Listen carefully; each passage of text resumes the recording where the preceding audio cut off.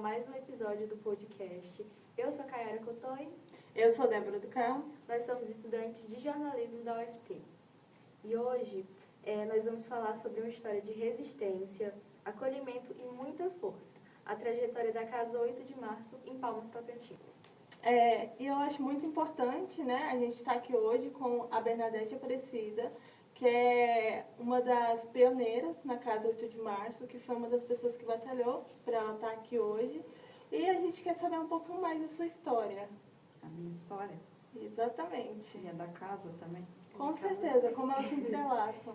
A minha história é de uma menina de São Paulo, que com 14 anos foi para a igreja e foi para juventude, né, grupos de juventude, e na igreja, na comunidade, se interessou por trabalho em favela e comecei como educadora popular. Comecei como alfabetizadora em favela, hoje é comunidade que fala, né? Na comunidade da Coreia, na Zona Sul de São Paulo. E eu sou dessa região, Zona Sul de São Paulo. E daí não parei mais. Eu era estudante do ensino médio e quando chegou 19 anos, eu comecei a pensar em ser missionária por causa dessa experiência e experimentar algumas coisas. Eu estudava psicologia, aí eu abandonei a universidade e fui para a Bahia. E na Bahia, então, eu fiz um trabalho com crianças e adultas também, que são eternamente crianças, né? Com necessidades educacionais especiais. Naquela época se chamava não se chamava de pessoas deficientes, se chamavam de excepcionais. E aí eu comecei esse trabalho lá também morando. Eu morava no hospital. Num hospital que tinha uma ala onde tinha 54 dessas pessoas e durante os anos que eu fiquei lá, pulou para mais de 100, né? E eu morava com a irmã Dulce, que hoje é Santa Dulce, tá? Então eu aprendi muito naquele hospital, fazer trabalho com pessoas de rua, pessoas abandonadas. Aprendi a pedir na feira. Muitas coisas que hoje eu faço aqui, mas não foi porque eu aprendi lá, foi porque é necessário, né? E me faz lembrar. E quando eu resolvi voltar para São Paulo, eu resolvi voltar para me inserir de novo em comunidade. Eu senti falta desse trabalho de favela, tá? Aí eu fiquei 1 mês, 2, na casa dos meus pais e fui para a Baixada Santista. Lá fiz essa experiência de 3 anos, numa comunidade de mangue, né, no município de Guarujá, e uma experiência também com comunidade eclesial de base. E isso foi se aprimorando em mim, a vontade de fazer esse trabalho com mulheres também. Foi no Guarujá que a gente ajudou a fundar a primeira associação de mulheres da região, que se chamava Carolina de Jesus. Vocês veem, né? Há mais de 30 anos atrás, né? Carolina de Jesus hoje está bem famosa, mas naquele tempo não era, tá? E lá também foi sendo cobrado de mim que eu voltasse a estudar, tá? Então eu voltei para São Paulo para estudar, eu fiz teologia, mas eu não consegui só estudar, eu comecei a fazer um trabalho de rua, na rua com, aquele tempo era o início da AIDS, tá? Era o ano de 1989, por aí. Então, tinha moradores na rua, pessoas vivendo na rua que tinham HIV e AIDS. Aí me juntei a um grupo de agentes que já faziam isso. Eu estava dizendo, eu comecei a fazer esse trabalho de rua, mas eu queria trabalhar com mulheres, né?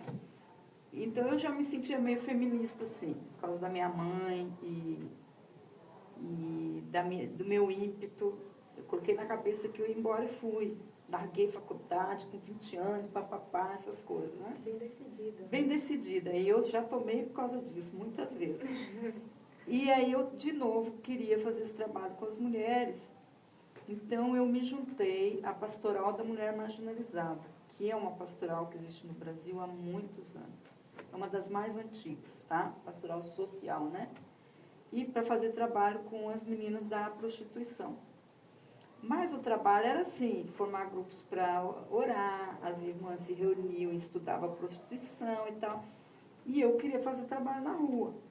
Então, eu fui a primeira pessoa, já no finalzinho da década de 80, início da de 90, a fazer trabalho de rua, a ir em campo, nas ruas do centro de São Paulo, para fazer o que a gente chama de abordagem das mulheres em situação de prostituição. Para não ir sozinha, uma freira, que inclusive estudava comigo, se interessou, né, de fazer. Então íamos nós duas, aos sábados, entregar camisinha, gente. Foi o começo do trabalho, né? A gente, para abordar as mulheres, então nós começamos esse trabalho de saúde. É aí que começa a minha ligação com a questão da saúde e o meio popular. E fazer orientação às meninas, fazer um trabalho de criar laços, né? E então era religiosamente todo sábado, e a gente andava aquele centro de São Paulo, Santa Efigênia, São Bento, Praça da Sé, Avenida Liberdade, né? Que eram muito conhecidos focos de prostituição de rua. E houve um momento de retiro, onde eu tive uma experiência que eu chamo de sincronização, onde eu entendi que era aqui que eu tinha que vir. Eu não conhecia Palmas nem nada, mas eu queria vir, ainda no ano de 94 eu vim, setembro de 1994.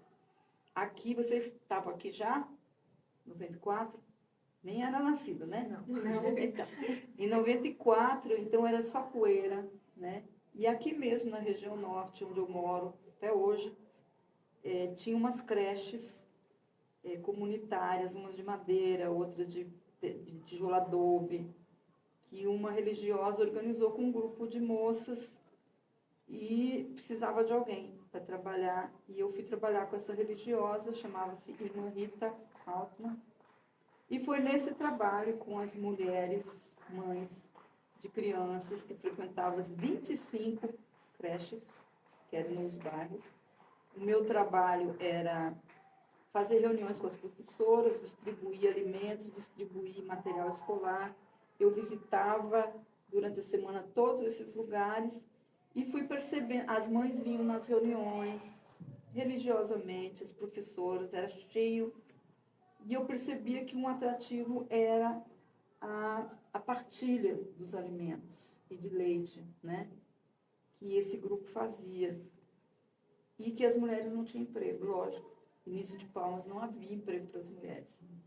Tinha emprego só no serviço público, mas eram mulheres das periferias, do bem popular. E eu comecei a pensar do que elas viviam. E que tipo de trabalho havia para as mulheres. Eu tinha que pesquisar isso. E aí fiz um projetinho de pesquisa para a Pastoral da Mulher Marginalizada, que aqui não tinha, só tinha lá em São Paulo. Tinha outras partes no Brasil, mas eu tinha ligação com a de São Paulo, né? E aí eles me conseguiram uma ajudinha pequena, qualquer coisa assim de 4.000, acho. Para fazer essa pesquisa, eu fiz não só em Palmas, mas no entorno também, Porto Paraíso, Miracema, Mira Norte, para conhecer essa realidade. E encontrei prostituição, zona de prostituição, subemprego, mulheres trabalhando praticamente por miséria, né? E aí eu pensei assim, não pode ser só trabalho com foco nas crianças. Tem que ser feito um trabalho com as mulheres. E a irmã Rita, ela queria voltar para o Bico do Papagaio, ela foi e eu fiquei dirigindo esse trabalho. Então eu fiz um projeto da casa. E foi aprovado pela Caritas Brasileira. E era pouco recurso, mas a gente, com esse pouco recurso, construímos. Não é essa casa hoje, E no dia 8, era 97, no dia 8 de março de 98 a gente já inaugurou. Começou em 97. Era uma casa, foi- a casa era para ter cursos, para as mulheres terem chance de ter trabalho e renda, né? Então, curso de costureira, bonequeira, tudo quanto é tipo de coisa que elas podiam vender. A gente deu o curso para cerca de 70 mulheres logo de início. E o curso para a nossa equipe. Aí eu fiz um projeto de bolsa para mim, que eu não tinha emprego, né? E a Fundação MacArthur aprovou de 1999 a 2001. E aí, com esse dinheiro da minha bolsa, a gente montou a equipe da Casa 8 de Março, chamava-se Novas Violetas Lilás, porque era lilás, né, cor das mulheres, flores maravilhosas. E com essa equipe, então, a gente começou o trabalho mais focado nas mulheres. Não tínhamos o pensamento de focar na questão da violência contra as mulheres. Era mais nessa questão da geração de trabalho, do enfrentamento à prostituição e de prevenir exploração sexual, gravidez na adolescência, porque era muito alto o índice. O Tocantins era o terceiro lugar no Brasil, parece, naquela época de gravidez na adolescência. Eu fui trabalhar de professora e tinha aluninhas grávidas e que teve bebê, que a gente teve que receber em sala de aula, tudo isso a gente lembra. E aí fundamos uma coisa chamada Oficina de Desabafo para adolescentes ou grávidas ou que tiveram bebê. A gente tinha uma psicóloga, que era voluntária, que ficou conosco 7 anos. E essa oficina, e mais o trabalho que a gente começou a fazer visitando os locais de prostituição, gerou qualquer incômodo lá nessa organização que era ligada à igreja. E quando mudou a direção, a gente foi convidada a se retirar, tá? Então, a gente saiu, a equipe toda que trabalhava com as mulheres, e, lógico, a entidade ficou com a nossa casa e deu aquela que nós estamos hoje, tá? Que até hoje a gente nunca conseguiu, são 25 anos, né? 26 anos que estamos nessa casa, tá? A 8 de março tem 27 anos, vai fazer 28 de fundação, e tem 26 anos que nós estamos nessa casa, 25. Não conseguimos deixar do jeito que a gente queria. Porém, a procura, por causa da violência, a mulher começou a crescer, ficou muito grande, virou a segunda ação principal da Casa de Março, né? Primeiro é o projeto de saúde com as mulheres, que é projeto fundante, o primeiro projeto. Direitos sexuais e reprodutivos, era aliado à minha bolsa, né?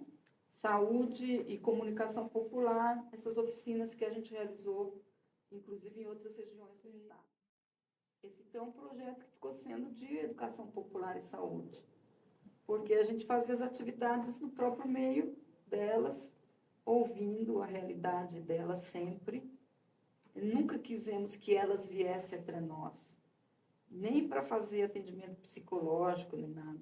Sempre fomos até elas, nos horários delas, né? E os encontros de praia para elas se divertirem também.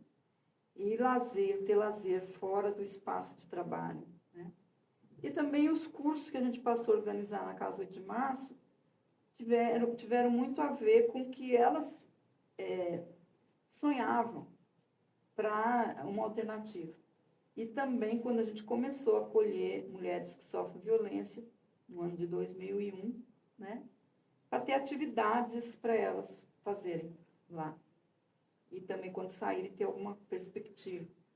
Por isso que os nossos cursos, apesar da gente ser ONG feminista, eles são cursos ligados à área da beleza, à área da cozinha, da costura, porque são coisas que as mulheres conseguem um dinheirinho na hora e mesmo fazendo em casa, tá?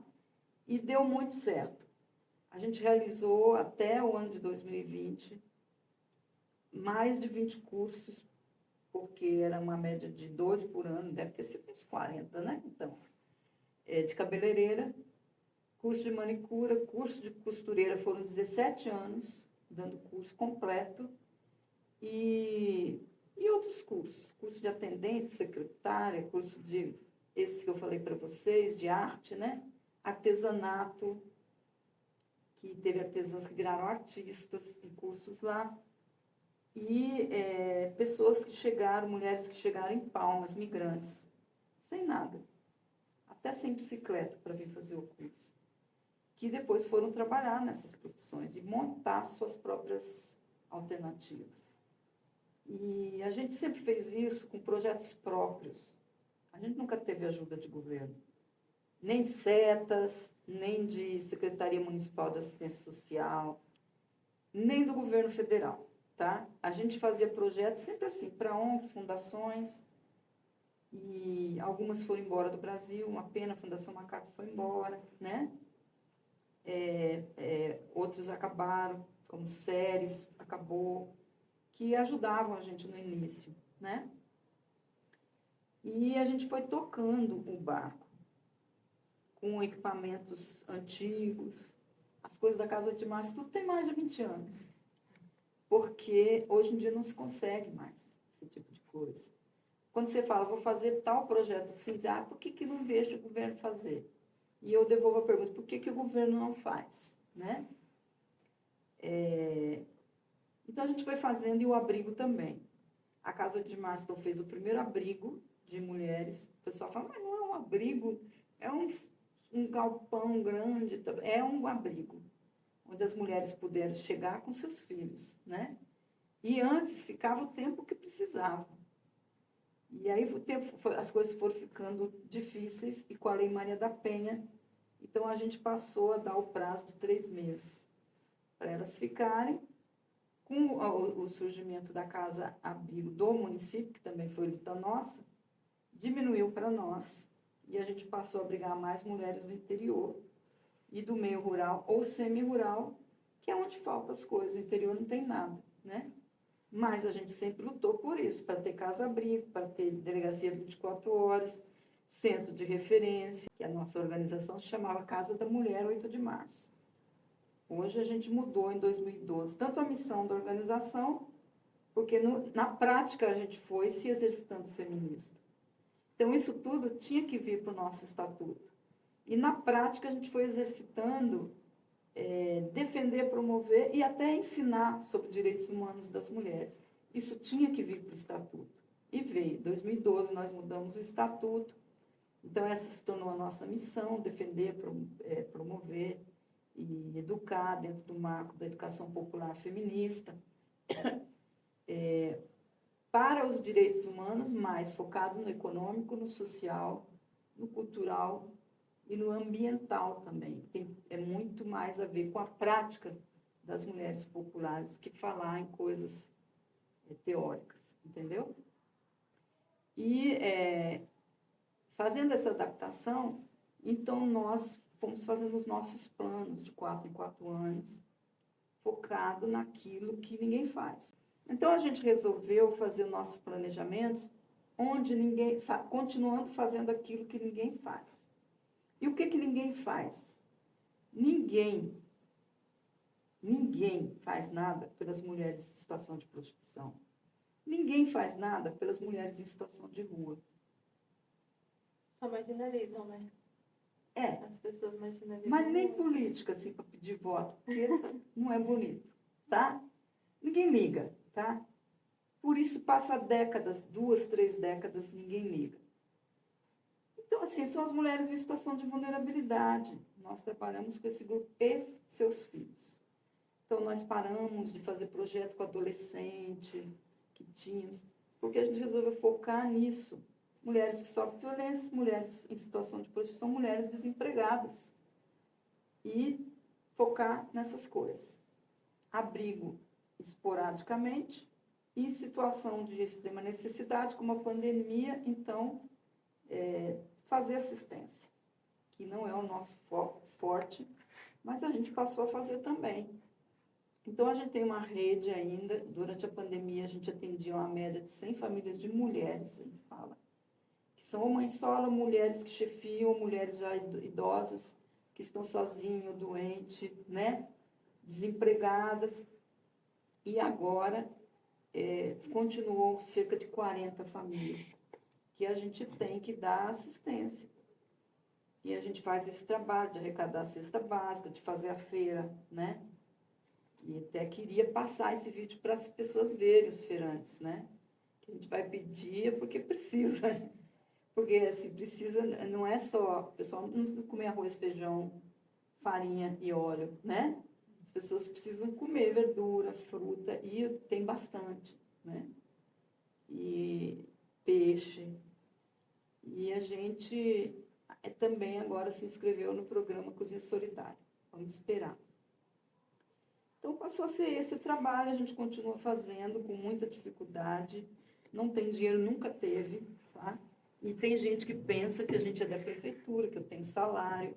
Não tem. A gente continua, só que dificultou o quê?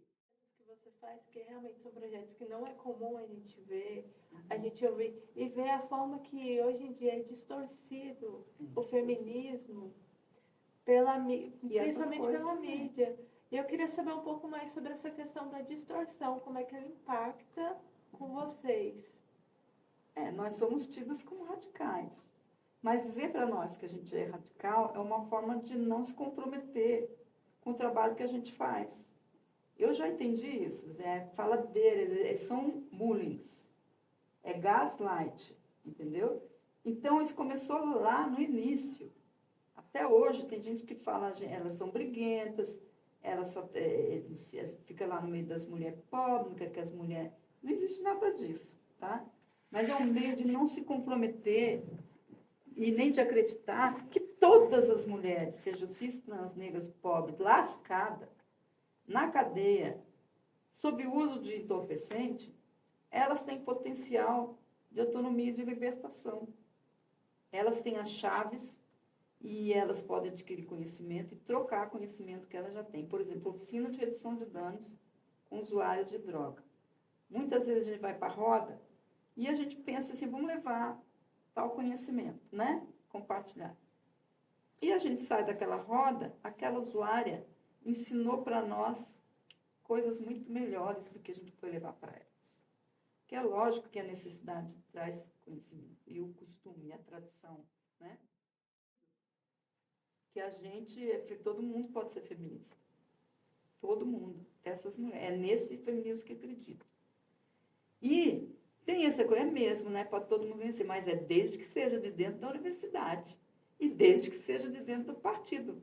Para as boas zonas que não acreditam na igualdade, não, senhora, porque se acreditasse, fazia desse jeito, elas continuem nas mesas, ganhando dinheiro de assessoria, de conferência, sendo votadas, entendeu? Tendo seu mandato e acreditando que o mandato vai dar conta de todos os problemas das mulheres, tutelando os movimentos. Então, falam, sim, da gente. Então, é muito mais fácil dizer, Bernadette é doida, é maluca, é faladeira, é radical, quer que as mulheres fiquem pobres, ela é isso, é aquilo, ela deve ser puta. Será que ela não é ex-prostituta? Vários ex que já perguntaram se eu... E eu não respondo. Agora vai aparecer isso aí. Não tem problema, pode aparecer. Fala mal da universidade, não gosta da universidade. Por quê? Imagina, eu fiz 3 faculdades. Estou fazendo 2 especializações, já fiz um mestrado. Eu amo a universidade. De saber e estar no meio popular e levar onde eu quiser esse conhecimento. Para compartilhar conhecimento feminista, de educação, eu sou educadora, ou de leis, eu não tenho que estar na universidade, né? Eu tenho que estar lá fazendo a troca e aprendendo também, porque a gente aprende muito com elas. Então, é isso, falam muita coisa. E quando a gente começou o trabalho, também um trabalho de saúde sexual e reprodutiva, lógico que ia acabar falando sobre violência sexual, sobre abuso, sobre gravidez, sobre aborto. Sobre entregar a camisinha, uso de preservativo. Então, todas as mulheres precisam discutir sobre isso. Mas a igreja é feita de maioria de mulheres, vocês sabem. Mas é muito mais cômodo para as mulheres ficar do lado dos dos patriarcas, que é patriarcado puro, tudo isso, do que estar do lado de uma mulher que só faz o bem, como eu, tá? Desculpa a modéstia. Que só faz o bem e vive para o bem e pelo bem, né? Então, vamos engrossar. Vamos ajudar a tirar ela daqui. E tiraram nós e toda a nossa equipe da casa que nós construímos. Do carro para trabalhar com as mulheres que nós conseguimos, era das putas. Ficaram com o nosso carro. Então, assim, isso pode. E nunca mais ninguém fala nada, que é para não ter que fazer essa avaliação. Mas essa avaliação um dia vai aparecer, porque a história, ela julga, tá? A gente finge que não. A Casa de Março trabalhou abandonada todos esses anos, das políticas públicas, da igreja, das amigas, tá? Então, a gente tinha, além de tudo isso, que formar nosso grupo de feministas populares. Então, são mulheres. A Casa de Março é formada por mulheres que têm HIV, por mulheres que estiveram na cadeia, por ex-prostitutas e prostitutas ainda. É formada por mulheres que sofreram violência. De 2025, é desse ano. Não vou falar o nome do deputado para não dar moral para ele. É um projeto que visa criminalizar a prostituição de rua, que é chamada prostituição de trottoir, que vem do francês. Que aqui não tem só as travestis que fazem, né? Mas diminuiu muito também. Mulheres não. Mas lá em São Paulo ainda tem muito. Brasília tem muito, né? Muito político rico frequenta essas ruas. Belém tem Praça Central, São Luís do Maranhão, Salvador, tudo tem prostituição de rua. E ele visa criminalizar no Brasil inteiro isso. Quem estiver na rua, no comércio, andando, pode ser preso. É uma prisão pequena. Ou pagar multa, tá? Que é dentro da questão de contravenção penal, que é um pouco mais brando do que o crime, propriamente dito. Mas é dentro do Código Penal. E a prostituição no Brasil não é criminalizada e pronto. Desde o ano de 1940, mais especificamente 1941. Tá? E esse cara agora quer criminalizar isso passando batido como as outras coisas sobre os corpos das mulheres, que eles se pegam, né, a extrema-direita, para poder ganhar voto e ter o centrão e a extrema-direita lá mandando, tá? Então, a gente está pedindo adesão de muita gente. A partir do dia 9, vamos começar muita coisa aí para as pessoas aderirem, assinar, correndo, porque já está na Comissão de Cidadania e Justiça da Câmara, para ser votado, como sempre fazem, no apagar das luzes, né? E, de repente, a gente vai ter esse retrocesso no Brasil de mulher não poder trabalhar, e trans, né? Porque é trabalho. A gente pode ter até coisa contra, moralmente, mas gera renda, riqueza, paga impostos. Elas pagam. E, no fundo, é a higienização e a aparofobia. Porque quem trabalha em rua ainda são as pessoas pobres, né? E negras e travestis, né? Ou as mulheres mais velhas, que já não têm outros espaços. Então, a gente tem que fazer uma luta ferrenha contra isso. E voltar à coisa antiga, onde a polícia era a própria deusa que decidia, enfiava no camburão e levava, né? A gente tem que fazer essa luta. E a Casa de Março vai participar, já participou de uma, vai participar dia 9, de outra reunião em nível nacional, com deputadas. E agora, no dia 7, eu vou falar para o Glauber também, para ele dar essa força, e também é uma força para ele, porque ele assume essas pautas, ele e a Sâmia, a esposa dele. E aqui mais em off, para as pessoas aderirem, lembrar, né, de que a gente, quando luta pelas mulheres, que eu acho muito lindo, agora lutando por Marina Silva, que foi ofendida, né, contra a morte de Marielle, que foi matada, e uma morte impune, porque defendia direitos humanos. Por trabalhadoras domésticas, conquistamos a lei das domésticas. Tudo isso com muita luta. Agora é hora também de mostrar que a gente sabe que todas as mulheres são iguais e que é consequência da falta de trabalho as mulheres irem para a prostituição. E não cabe nenhum julgamento. E que, de fato, sim, as religiosas e evangélicas precisam saber que na linhagem de Jesus tinha pelo menos 2 prostitutas. É um descendente de prostitutas. Ou prostituídas. Então, que a gente tem que fazer alguma coisa também por essas mulheres. Que a gente pode ter uma tia, uma irmã, uma futura filha que vai trabalhar nesse ramo. E a gente não tem que julgar ninguém. E na parte sexual, ninguém é melhor nem pior do que ninguém. As práticas, a gente não sabe quem é melhor do que é pior, né? Então é isso, falei demais mesmo. Gente, então, nosso episódio acaba por aqui e foi um prazer ter vocês aqui conosco e também ter a Bernadette com a gente. O prazer foi meu. Espero que vocês gostem desse vídeo, curtam muito e compartilhem.